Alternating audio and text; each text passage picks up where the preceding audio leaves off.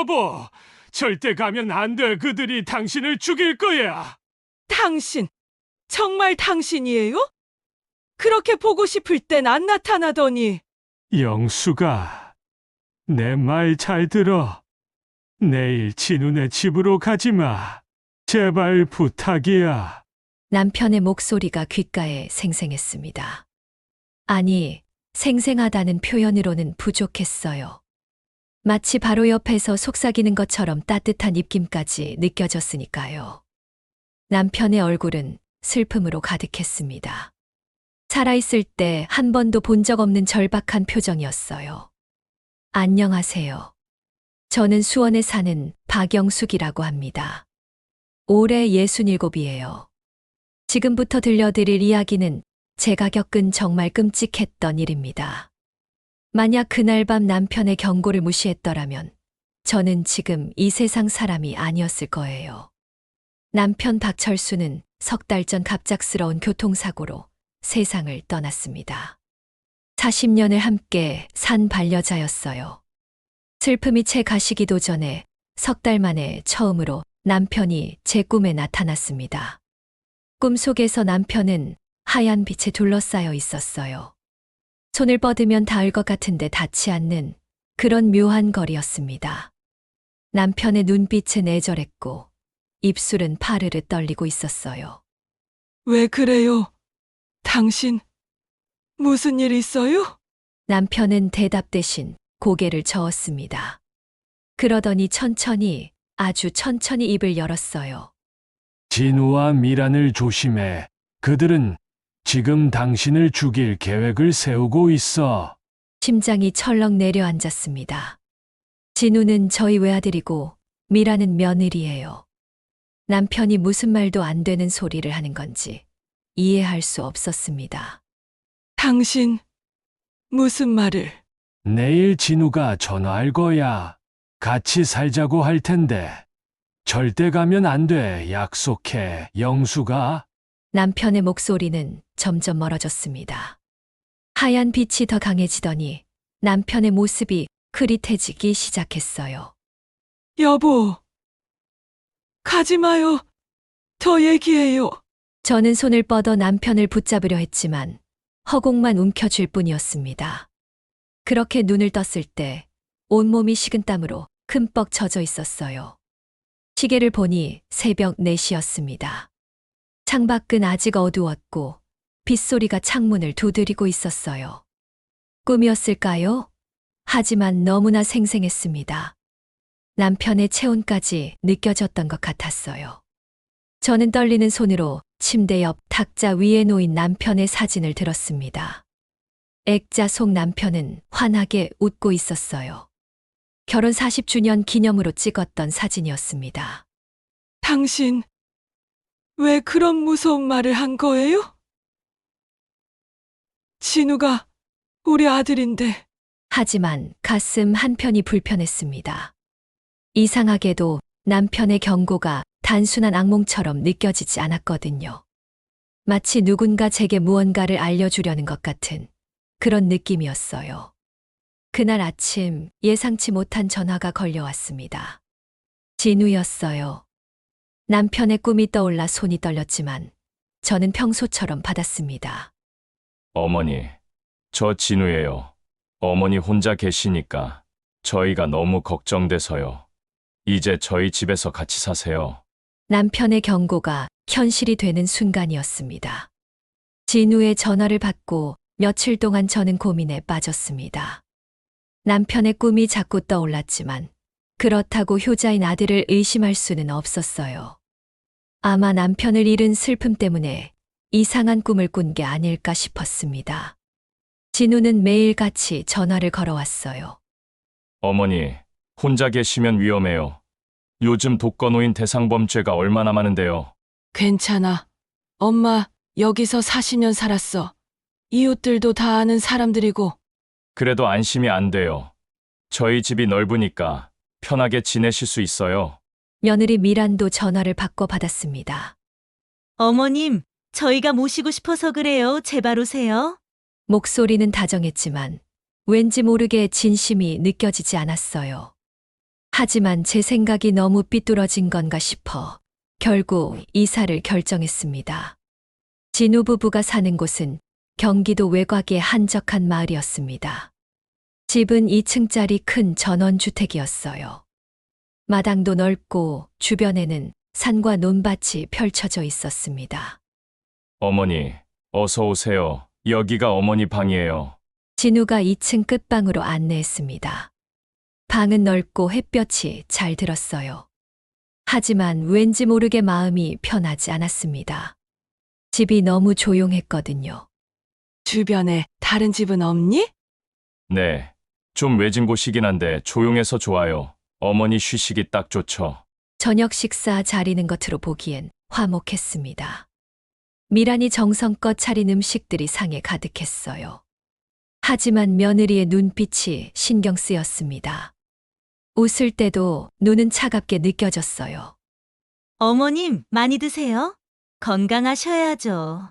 미란이 제 그릇에 반찬을 수북이 담아줬습니다. 과할 정도로 친절했어요. 어쩐지 부담스러웠습니다. 식사 후 방으로 돌아온 저는 남편의 사진을 꺼내 탁자 위에 놓았습니다. 사진 속 남편은 여전히 환하게 웃고 있었어요. 여보, 제가 잘못 생각한 거죠. 진우가 우리 아들인데. 하지만 그날 밤 이상한 일이 벌어졌습니다. 잠을 자려는데 아래층에서 소곤거리는 소리가 들렸어요. 진우와 미란의 목소리였습니다. 저는 조심스럽게 방문을 열고 계단 쪽으로 다가갔습니다. 언제까지 기다려야 돼? 미란의 목소리였어요. 짜증이 섞인 말투였습니다.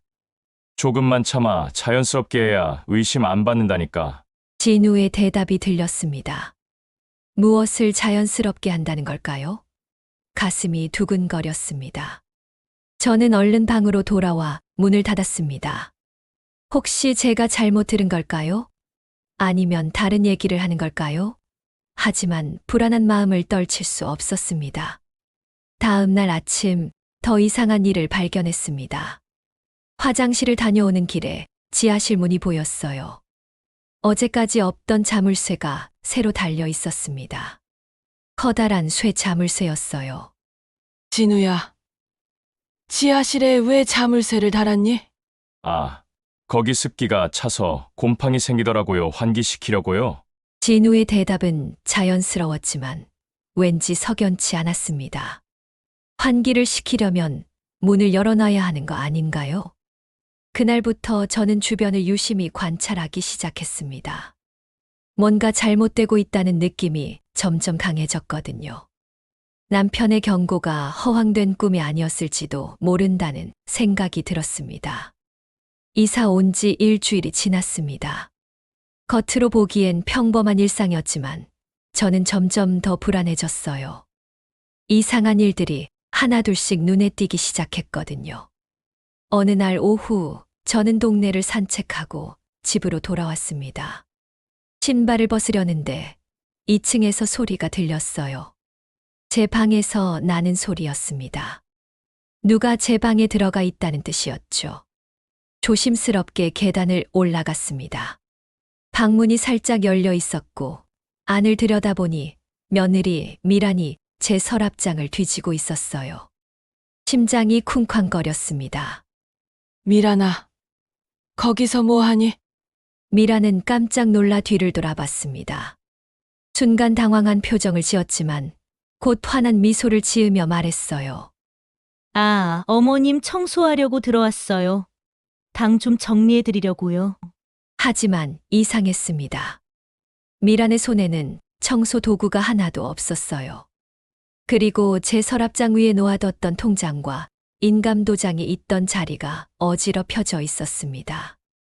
미란은 서둘러 방을 나갔습니다. 저는 서랍장을 확인했어요. 통장은 그대로 있었지만 누군가 열어본 흔적이 역력했습니다. 가슴이 답답해졌어요. 그날 저녁 미란이 차를 끓여왔습니다. 구기자차라고 했어요. 건강에 좋다며 매일 저녁 한 잔씩 마시라고 했습니다. 저는 고맙다고 인사하고 한 모금 마셨어요. 그런데 맛이 이상했습니다. 쓴맛이 강하게 났고 뭔가 텁텁한 느낌이었어요. 구기자차는 원래 달콤한 맛인데 말이죠. 하지만 며느리 앞에서 티를 낼 수 없어 억지로 다 마셨습니다. 밤이 되자 속이 메스꺼웠습니다. 어지럽기도 했고 가슴이 답답했어요. 화장실을 다녀오는데 다리에 힘이 없었습니다. 이건 분명 평소와 다른 증상이었어요. 다음 날도 그 다음 날도 미라는 매일 저녁 차를 끓여왔습니다. 그때마다 저는 속이 안 좋았고 몸이 점점 약해지는 것을 느꼈어요. 뭔가 잘못되고 있다는 확신이 들었습니다. 어느 날 밤 저는 잠을 이룰 수 없어 거실로 내려갔습니다. 물을 마시려고 부엌으로 가는데 진우 부부의 방에서 불빛이 새어 나왔어요. 문틈으로 대화 소리가 들렸습니다.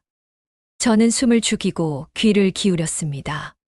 진우의 목소리가 들렸어요. 이렇게 천천히 하면 언제 끝나? 답답해 죽겠어. 조급하게 굴지 마. 자연사처럼 보여야 한다니까. 조금만 더 기다려. 미란의 차가운 목소리였습니다. 자연사요? 누구를 자연사처럼 보이게 한다는 걸까요? 등골이 서늘해졌습니다. 저는 황급히 제 방으로 돌아왔습니다. 손이 부들부들 떨렸어요. 남편의 경고가 떠올랐습니다. 그들이 저를 죽일 계획을 세우고 있다던 남편의 말이요. 이제는 확신할 수 있었습니다. 제 직감이 맞았어요. 며느리가 매일 끓여주던 차, 서랍장을 뒤진 일, 지하실의 자물쇠, 모든 게 연결되기 시작했습니다. 남편의 사진을 보며 저는 눈물을 흘렸습니다. 당신이 저를 지키려고 꿈에 나타난 거였구나. 이제야 깨달았어요. 저는 증거를 찾아야 한다고 생각했습니다. 그저 의심만으로는 아무도 믿어주지 않을 테니까요. 하지만 어떻게 해야 할지 막막했습니다. 다음 날 아침, 진우 부부는 외출을 했습니다. 며느리가 출근 준비를 하며 말했어요. 오늘은 늦게 들어올 거라고, 저녁은 알아서 드시라고 했습니다. 저는 기회라고 생각했어요. 두 사람이 집을 나서자마자 저는 며느리의 방으로 향했습니다. 심장이 미친 듯이 뛰었어요. 들키면 어떻게 하나 싶었지만 진실을 알아야 했습니다. 방문을 조심스럽게 열었습니다. 깔끔하게 정돈된 방이었어요. 침대 옆 탁자부터 뒤지기 시작했습니다. 서랍을 하나씩 열어봤지만 특별한 건 없었어요. 화장대로 갔습니다. 화장품들이 가지런히 놓여 있었어요. 서랍을 열자 각종 액세서리와 작은 상자들이 보였습니다. 그중 눈에 띄는 게 있었어요. 작은 목재 상자였습니다. 상자를 열자 약병 하나가 들어 있었습니다. 라벨에는 영어로 뭔가 적혀 있었어요. 제가 알아볼 수 없는 약품명이었지만 빨간색 경고 표시가 눈에 띄었습니다. 해골 모양의 독성 경고 마크였어요. 손이 떨렸습니다. 이게 뭐 하는 약일까요? 왜 며느리가 이런 걸 숨겨둔 걸까요? 저는 휴대폰으로 약병 사진을 찍었습니다. 나중에 병원에 가서 물어봐야겠다고 생각했어요. 다시 방 안을 둘러봤습니다.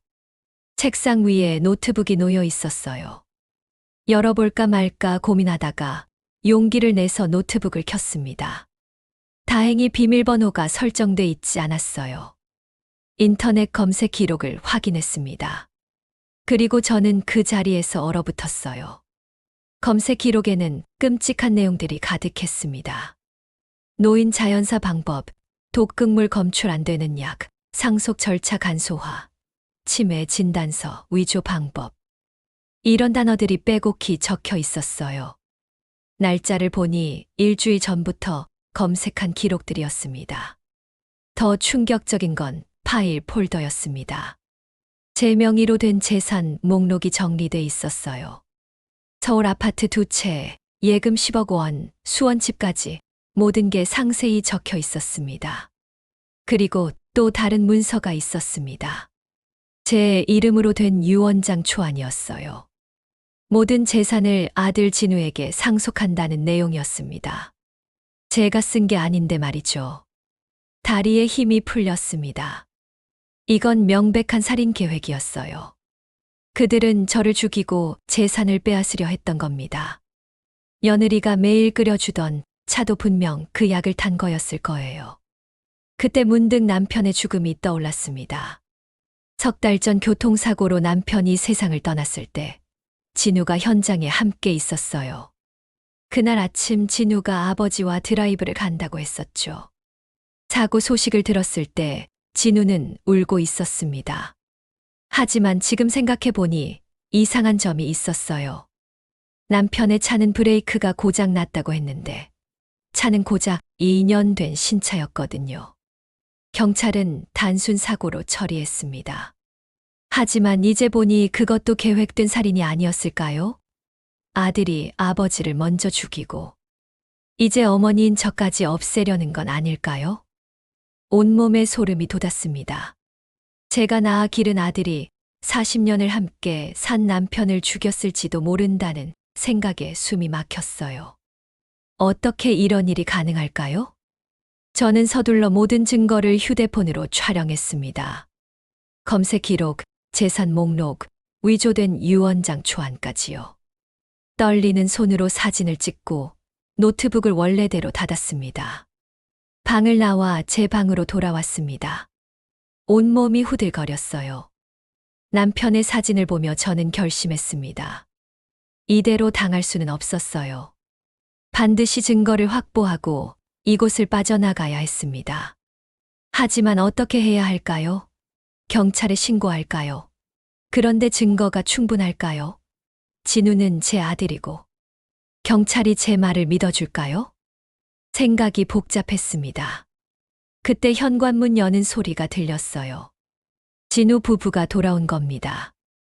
예상보다 훨씬 일찍이었어요. 저는 황급히 침대에 누워 자는 척했습니다. 가슴이 터질 듯이 뛰었어요. 며칠 동안 저는 조심스럽게 행동했습니다. 진우 부부에게 들키지 않으려 애썼어요. 하지만 긴장된 생활은 저를 지치게만 들었습니다. 밤마다 악몽에 시달렸고 낮에도 불안했어요.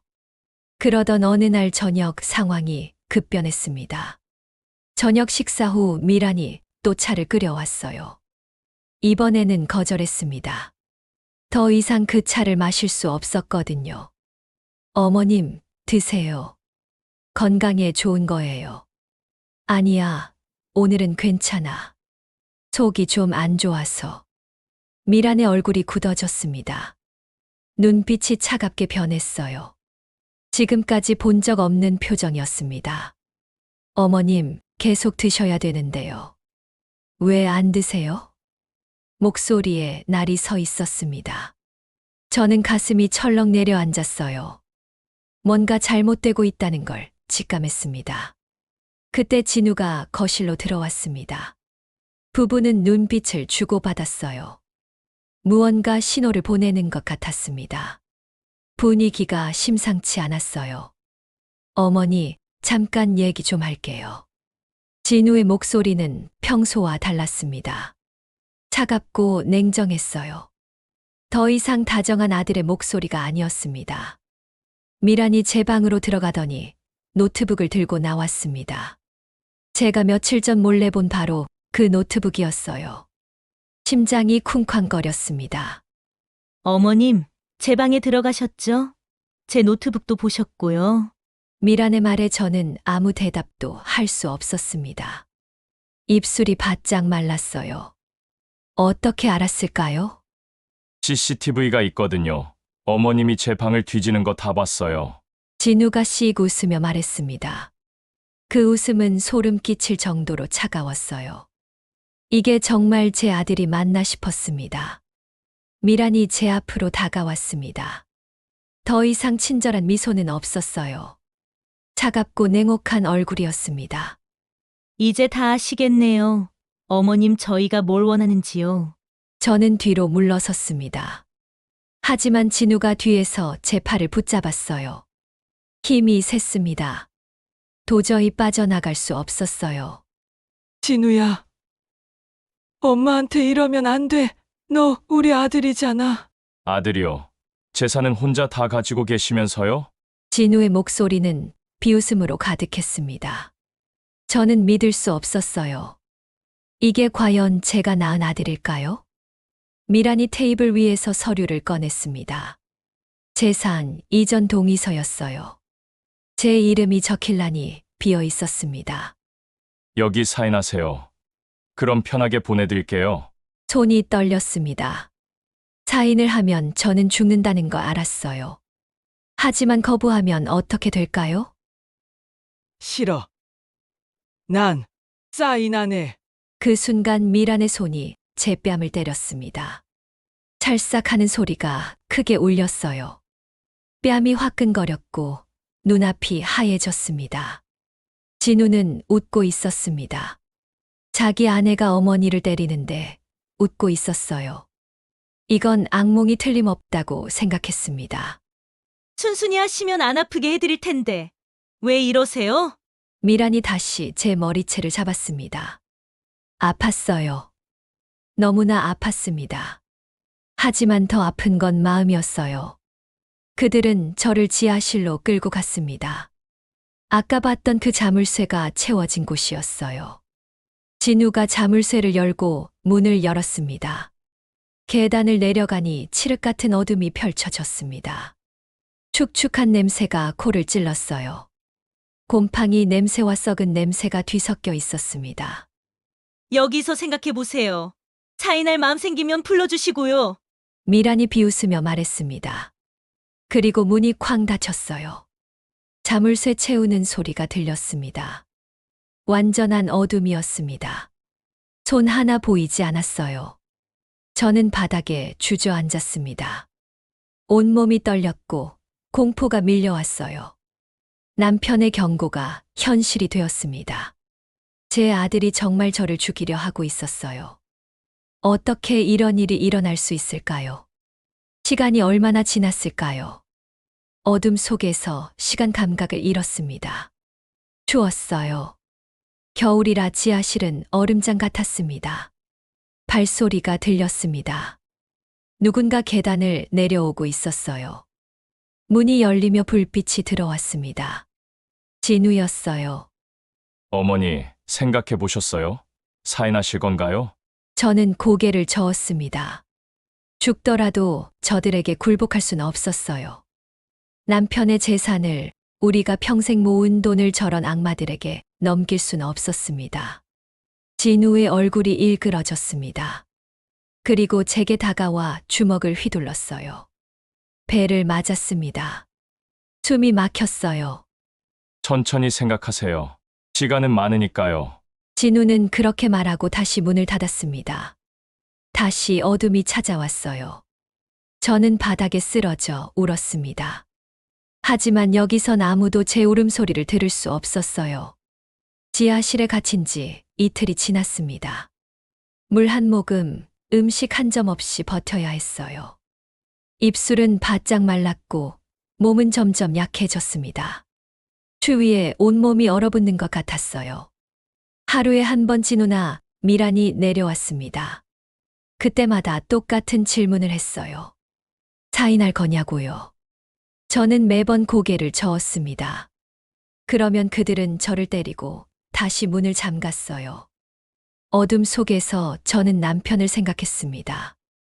당신이 꿈에 나타나준 이유를 이제 완전히 이해했어요. 저를 지키려고 살리려고 그렇게 절박하게 경고해 준 거였죠. 여보, 나 어떻게 해야 돼요? 너무 무서워요. 어둠 속에서 혼잣말을 했습니다. 그때 희미한 빛이 보였어요. 천장 가까이 작은 창문이 있었습니다. 너무 작아 사람이 빠져나갈 수 있을지 의문이었지만 그게 유일한 탈출구였어요. 저는 힘을 내야 했습니다. 여기서 이렇게 죽을 수는 없었어요. 지하실을 더듬으며 돌아다녔습니다. 손에 뭔가 딱딱한 게 잡혔어요. 나무 상자였습니다. 상자를 창문 밑으로 끌고 갔습니다. 힘이 없어 몇 번이나 쓰러졌지만 포기할 수 없었어요. 상자 위에 올라서니 창문이 손에 닿았습니다. 창문은 녹슬어 있었습니다. 온 힘을 다해 밀었어요. 손에서 피가 났지만 계속 밀었습니다. 조금씩, 아주 조금씩 창문이 열렸어요. 찬바람이 얼굴을 스쳤습니다. 바깥 공기였어요. 자유의 냄새였습니다. 눈물이 났어요. 저는 창문을 더 밀어 열고 몸을 밖으로 내밀었습니다.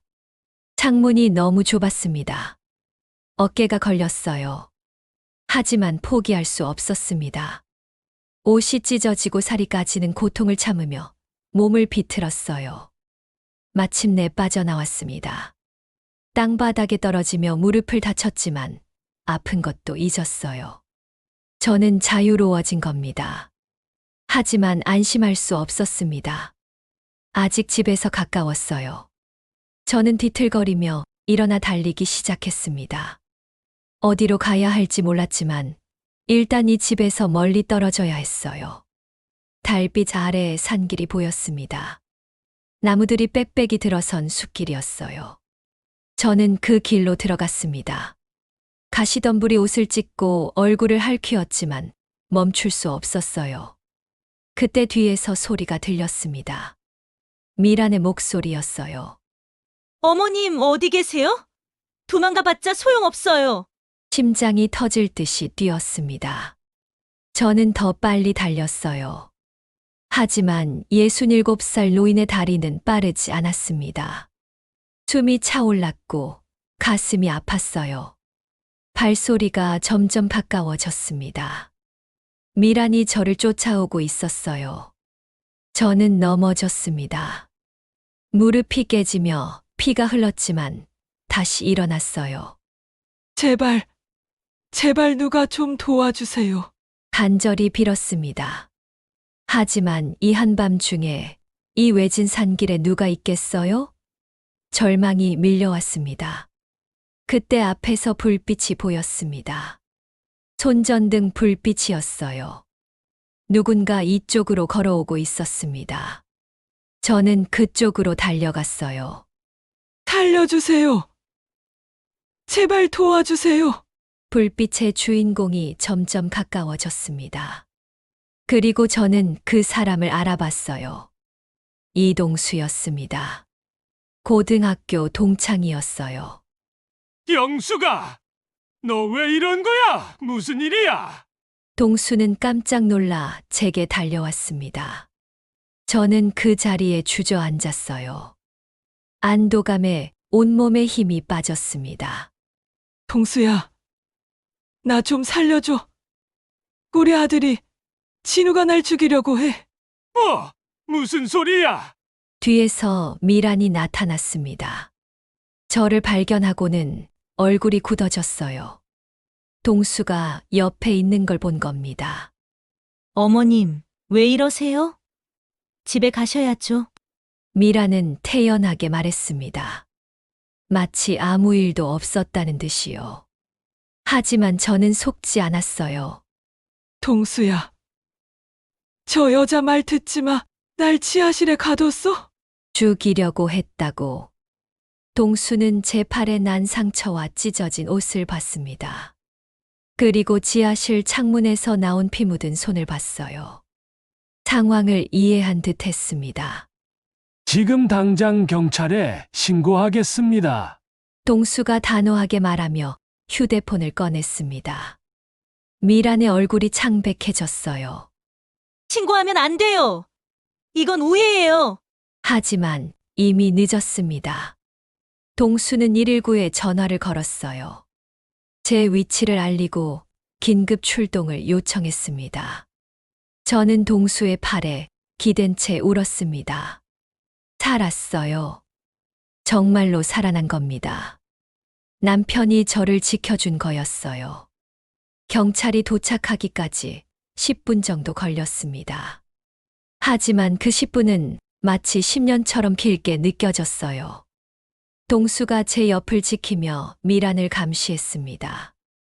미란은 도망가지 못했어요. 곧 사이렌 소리가 들렸습니다. 파란 불빛이 산길을 비췄어요. 경찰차 2대가 도착했고 경찰관 4명이 내렸습니다. 저는 경찰에게 모든 상황을 설명했습니다. 지하실에 갇힌 일, 구타당한 일, 독을 탄 차를 마신 일까지요. 경찰관은 제 상처를 확인하며 고개를 끄덕였어요. 증거가 있습니까? 네. 제 휴대폰에 다 있어요. 떨리는 손으로 휴대폰을 꺼냈습니다. 며칠 전 몰래 찍어둔 사진들을 보여줬어요. 약병 사진, 노트북 검색 기록, 위조된 유언장, 재산 목록까지 모두 있었습니다. 경찰관의 표정이 굳어졌습니다. 사진들을 하나하나 확인하더니 무전기를 꺼냈어요. 추가 지원을 요청했습니다. 박미란 씨, 경찰서로 동행하셔야겠습니다. 저는 아무것도 안 했어요. 시어머니가 거짓말하는 거예요. 미라는 소리쳤지만 소용없었습니다. 경찰관이 그녀의 팔을 잡았어요. 수갑이 채워졌습니다. 경찰은 집으로 향했습니다. 저와 동수도 함께 갔어요. 집에 도착하자 진우가 황급히 나왔습니다. 경찰을 보고 당황한 표정을 지었어요. 무슨 일이세요? 고진우 씨, 모친을 불법 감금하고 폭행한 혐의로 체포합니다. 진우의 얼굴이 하얗게 질렸습니다. 도망치려 했지만 경찰이 빠르게 제압했어요. 그에게도 수갑이 채워졌습니다. 경찰은 집 안을 수색했습니다. 지하실로 내려간 경찰관이 곧 올라왔어요. 손에는 제가 묶여있던 밧줄과 피가 묻은 창문틀을 증거로 가져왔습니다. 미란의 방에서는 더 많은 증거가 나왔습니다. 그 약병, 노트북, 그리고 제 명의로 위조된 각종 서류들이 있었어요. 심지어 제 사망 진단서 초안까지 있었습니다. 경찰관 한 명이 봉투를 들고 나왔습니다. 안에는 남편의 교통사고에 관한 자료들이 있었어요. 사고 차량의 사진, 브레이크 부품, 그리고 정비소 영수증이었습니다. 이게 뭡니까? 경찰관이 진우에게 물었습니다. 진우는 입을 다물었어요. 하지만 증거는 명확했습니다. 영수증을 보니 사고 이틀 전에 진우가 정비소에서 브레이크 오일을 전부 빼냈다는 기록이 있었어요. 그리고 브레이크 부품을 조작한 흔적도 선명했습니다. 저는 그 자리에 주저앉았습니다. 남편의 죽음이 정말 사고가 아니었어요. 제가 낳은 아들이 자기 아버지를 죽인 겁니다. 진우야, 내가 정말 아버지를? 목소리가 떨렸습니다. 진우는 고개를 돌렸어요. 제 눈을 마주치지 못했습니다. 미란이 먼저 입을 열었습니다. 더 이상 숨길 수 없다는 걸 안 듯했어요. 어차피 다 들통났으니 말하죠. 네, 우리가 계획한 거 맞아요. 시아버지부터 시작해서 어머님까지요. 차가운 목소리였습니다. 조금의 후회도 없어 보였어요. 저는 경악했습니다. 진우도 결국 고백했습니다.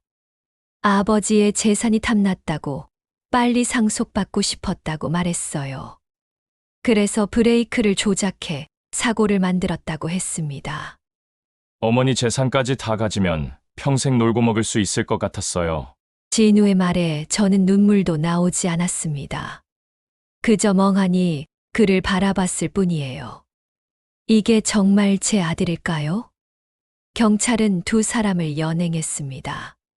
진우와 미라는 경찰차에 실렸어요. 떠나면서도 미라는 저를 노려봤습니다. 원망스러운 눈빛이었어요. 하지만 저는 더 이상 무섭지 않았습니다. 진실이 밝혀졌으니까요. 남편이 저를 지켜줬으니까요. 동수가 제 어깨를 토닥였습니다. 아무 말도 하지 않았지만 그 따뜻함이 위로가 되었어요. 저는 더 이상 혼자가 아니었습니다. 경찰관 한 명이 다가와 말했습니다. 힘드시겠지만 조만간 경찰서에서 진술해 주셔야 합니다. 네, 알겠습니다. 저는 고개를 끄덕였습니다. 이제 끝이 보였어요. 긴 악몽이 끝나가고 있었습니다. 하늘을 올려다봤습니다. 동이 트고 있었어요. 긴 밤이 지나가고 새 아침이 오고 있었습니다. 저도 이제 새로운 시작을 할 수 있을 것 같았어요. 남편의 사진이 떠올랐습니다. 당신, 정말 고마워요. 당신이 아니었다면 전 여기 없었을 거예요. 마음속으로 감사를 전했습니다. 1년이 흘렀습니다. 그동안 참 많은 일이 있었어요. 재판은 6개월 동안 이어졌습니다. 증거가 명확했기에 결과는 빨리 나왔어요.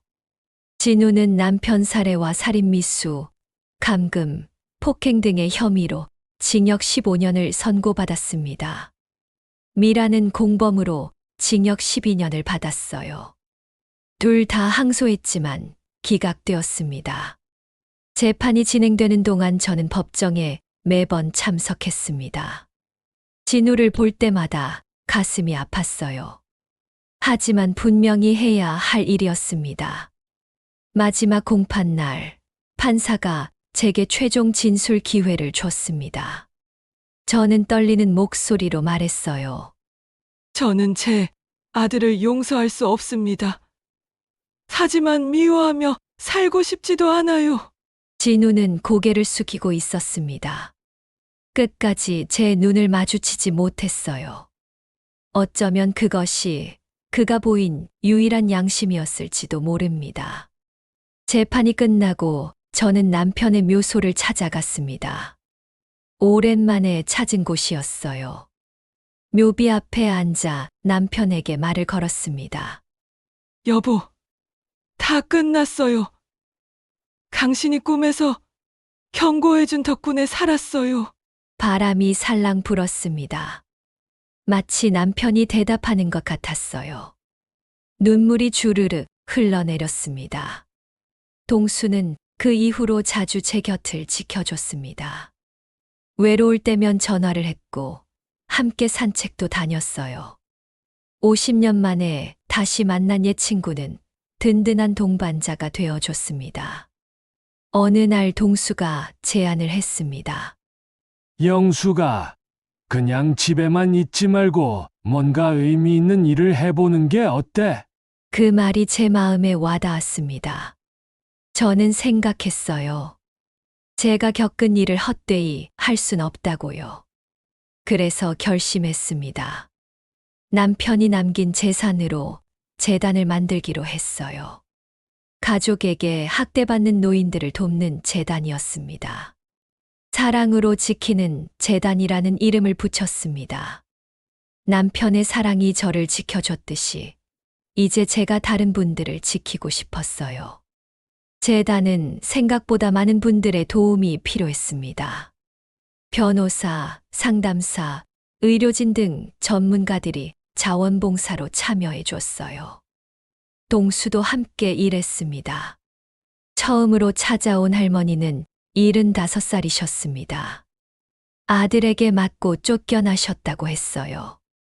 그분의 이야기를 들으며 제가 겪은 일이 떠올랐습니다. 할머니, 이제 안심하세요. 저희가 도와드릴게요. 그분은 제 손을 꼭 잡으며 울었습니다. 저도 같이 울었어요. 누군가를 진심으로 도울 수 있다는 게 이렇게 감사한 일인 줄 몰랐습니다. 재단을 운영하며 저는 많은 것을 배웠습니다. 저와 같은 일을 겪은 분들이 생각보다 많다는 것, 그리고 그분들은 대부분 혼자서 고통을 견디고 계신다는 것이었어요. 가족이라는 이름으로 자행되는 학대는 더욱 끔찍합니다. 피해자는 자식을 고발하기도 어렵고 주변에서도 가족 문제라며 외면하기 쉽거든요. 하지만 이제는 달라야 합니다.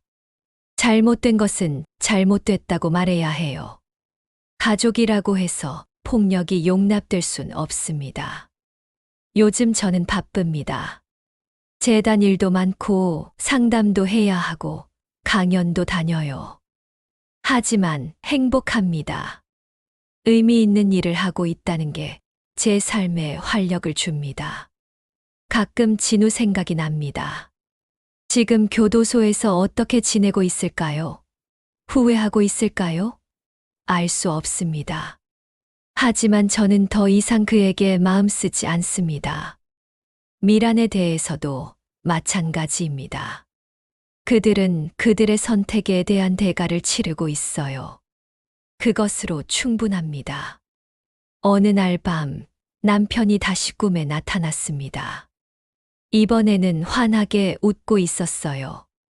슬픔이 아닌 기쁨의 표정이었습니다. 잘하고 있어. 영수가 자랑스러워. 꿈에서 깬 후 저는 남편의 사진을 봤습니다. 그리고 미소를 지었어요. 이제는 눈물이 아닌 미소로 당신을 기억할 수 있을 것 같았습니다. 이 이야기를 듣는 여러분께 말씀드리고 싶습니다.